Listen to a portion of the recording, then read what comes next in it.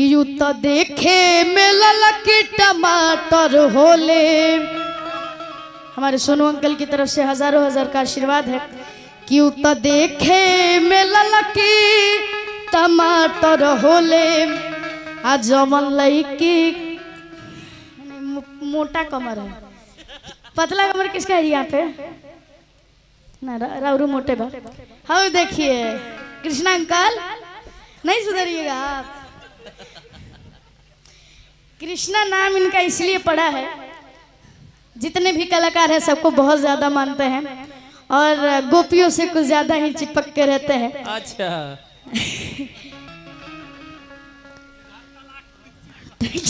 ये गलत गलत बात देखिए, गलत बात बोल रहे हैं कि जवन लईकी कमरिया से पातर होले कि उत देखे में ललकी टमाटर होले। शिल्पी दी आपका कमर बहुत पतला है, इधर आइए। आपका कमर सच में बहुत पतला है। कल्लू भैया इसलिए ना फिदा रहते हैं शादी के बाद भी। गलती से कल्लू भैया देख लेंगे ना वीडियो तो कि उत देखे में ललकी टमाटर होले। आ जवन लईकी कमरिया से पातर होले।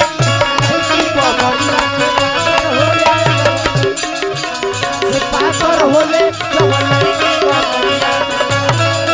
उत देखे में ललकी टमाटर होले। उत देखे में ललकी टमाटर होले। जवन लईकी कमरिया से पातर होले। जवन लईकी कमरिया से पातर होले। कमरिया से पातर होले। जवन लईकी कमरिया से दीदी को जाना है तो दीदी को कल भी बहुत काम है, लेकिन आपने इतना समय दिया इसके लिए बहुत बहुत शुक्रिया।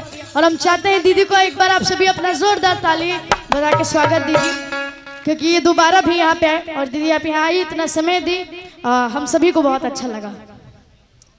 बहुत बहुत शुक्रिया।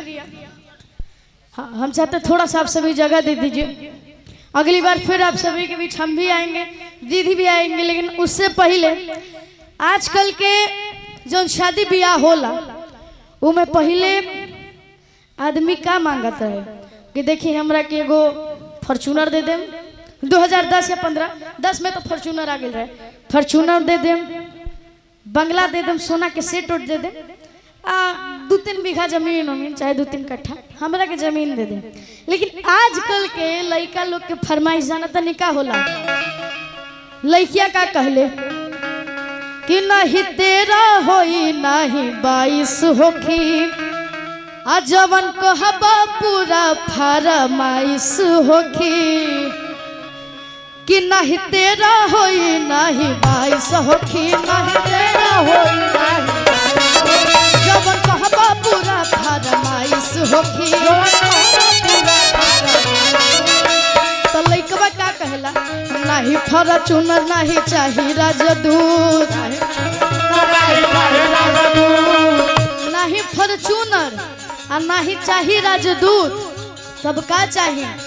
अरे नहीं फॉर्चूनर नहीं चाही राजदूत। नहीं फॉर्चूनर नहीं चाही राजदूत। तो ससुर जी से कहियो पलंग मजबूत। तो ससुर जी